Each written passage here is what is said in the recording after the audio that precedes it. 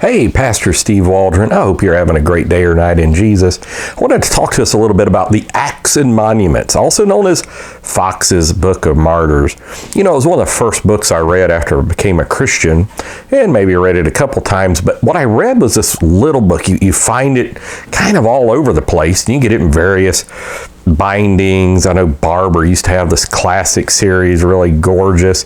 There's some really, I think maybe Whitaker or Barber even has a paperback that's really gorgeous. But you just find it, Zondervan had an edition of it. But I found out later that that was really only 4% of Foxe's Book of Martyrs. So John Foxe, who wrote that, was evidently a very nice person and all of this, and he started writing it even before Bloody Mary in 1553 and under the reign of Edward in 1552.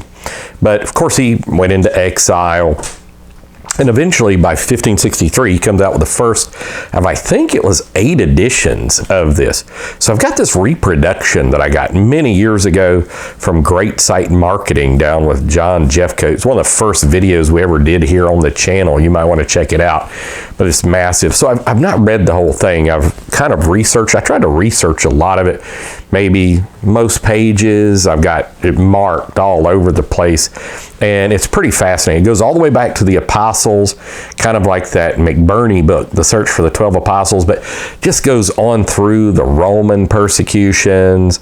And his first book was a book, I didn't know this till recently, I was doing some research on it, on the Lollard persecutions of the 15th century. Of course, Wycliffe would have been kind of a proto-Lollard.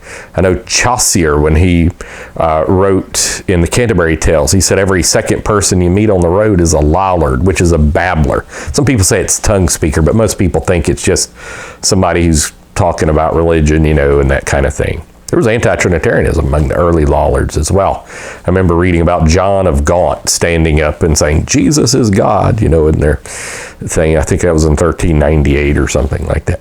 But anyhow, Foxe's Book of Martyrs, well worth the read. Now, he's come under intense scrutiny as far as his historicity.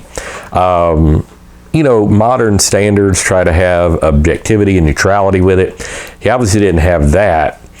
And a lot of people say he has a lot of small errors, but I think the overall picture of it is pretty amazing and pretty incredible. Some of the old woodcuts are incredible as well in that thing. But no, all who live godly in Christ Jesus shall suffer persecution. And some times it comes from people who even call themselves Christians and that type thing. So just live for God. But it's a book. It's well worth reading.